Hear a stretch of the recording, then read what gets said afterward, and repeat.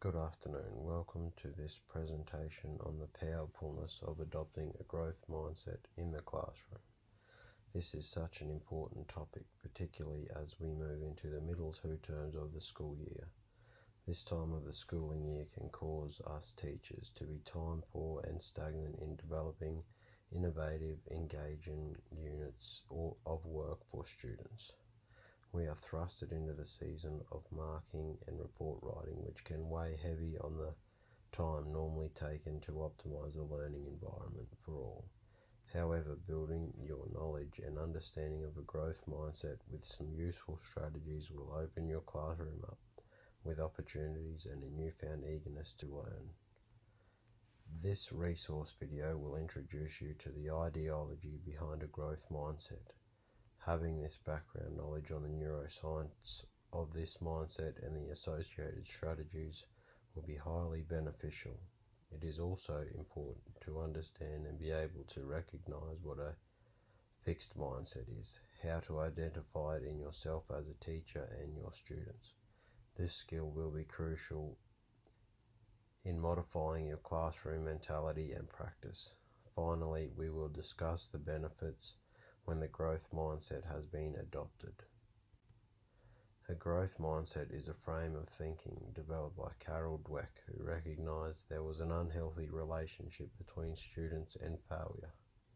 Although there are many students who have developed the skill of resilience, there is also a high amount who could not comprehend and recover from receiving unexpected results and feedback, or no growth in the ability.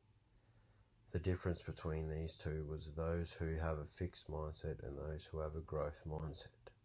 A growth mindset uses the neuroplasticity of the brain to change connections and make new connections. When a person changes their beliefs and actions to a positive, opportunistic nature.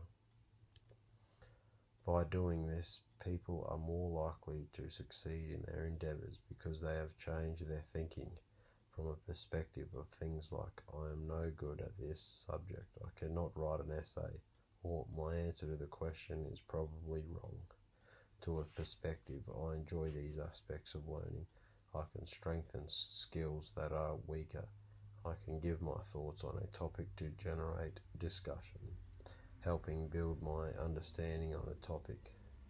You can see the difference between these two mentalities. One is opting for a mindset that is fixed. They cannot see themselves growing and developing their knowledge and skills. The other is a growth mindset. Every opportunity is that, an opportunity to grow, develop and understand, to do better and to achieve better. The first strategy directly correlates to the teacher-student relationship.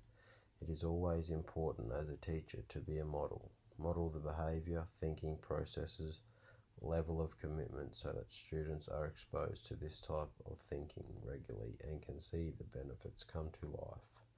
I recommend that all teachers reflect upon their current form of feedback, whether it is delivered verbally or written, and determine whether they are responding to their student and the student's work with feedback that looks at their effort or their intellectual ability. Strategically altering the type of feedback which encourages students to learn, gives them a new level of motivation and encourage learners to persist through challenges, build their resilience and develop the skills and knowledge. A previous study actually looked into this and compared effort-based feedback to intelligence-based feedback. The results showed that when teachers praised a student's intellectual ability, they had less success. These students opted to stay away from the challenges and as a result were not growing and developing their abilities nor their brain functionality. Examples of intellectual based praise include, you got a great result on your assignment. If you got an 8 out of 10 or above, great job, as opposed to the students who are praised for their effort demonstrating a high rate of success and skill development. Examples of effort-based praise include, you're working very hard today, great contribution to the class discussion. You're really persevering through this challenging task. I can recognize how much effort you are putting in to your work, therefore controlling the way you communicate with your students in response to their learning can encourage them to develop their intelligence through challenges, obstacles, and goals. The second strategy recommended to build a growth mindset in the classroom is all about goals. Goal setting is a key component of the growth mindset because it enables students and teachers to outline their learning growth direction. These are particularly called stretch goals, as they aim to stretch a student from their current level of learning to a higher level where many new neuron connections are being formed. The purpose of this is to improve in a wide variety of areas as opposed to only building on an individual's strength. As a teacher, this is a very easy concept to introduce into the classroom and particularly prevalent at the beginning of a term or unit of work. All students have different areas of strengths and areas that need improving. Designing this type of task requires differentiation to ensure that a student's goals are specific to their needs. If I were to conduct this type of activity, it would be scaffolded to slowly develop each goal. Firstly, students will look at my own example as a teacher, as this is modelling. It is critical that the teacher's goals link to that specific class, i.e., what does the teacher hope for themselves to achieve when educating the class. It is important to break down this exemplar goal by backwards mapping. The overall goal is explained to all. How did I get to this final goal? By brainstorming, highlighting my personal strengths areas to improve. I can now decide from my brainstorm which areas I could really harness in on to improve, identifying small and large ways to improve each.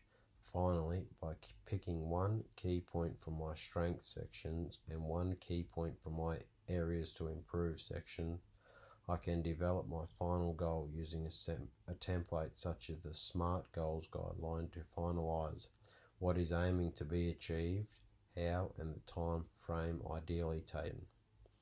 By implementing strategies like the two examples provided, enables teachers and students to change the way of learning, providing many benefits. The benefits that come from developing a growth mindset are in three main areas. Firstly, students can feel success through their resilience and determination. This can create a domino effect into other areas, including self-actualization and impersonal relationships. Secondly, the amount of psychological growth enables current connections and new connections to become stronger due to the malleable nature of the brain. This type of brain growth supports the development of resilience, a major component of the growth mindset. Finally, a student's social emotional well-being is of a particular focus. Students are accumulating skills in being able to generate meaningful discussion, reflect on themselves and their learning, and be a flexible student where they can engage in all types of learning and topics. Thank you.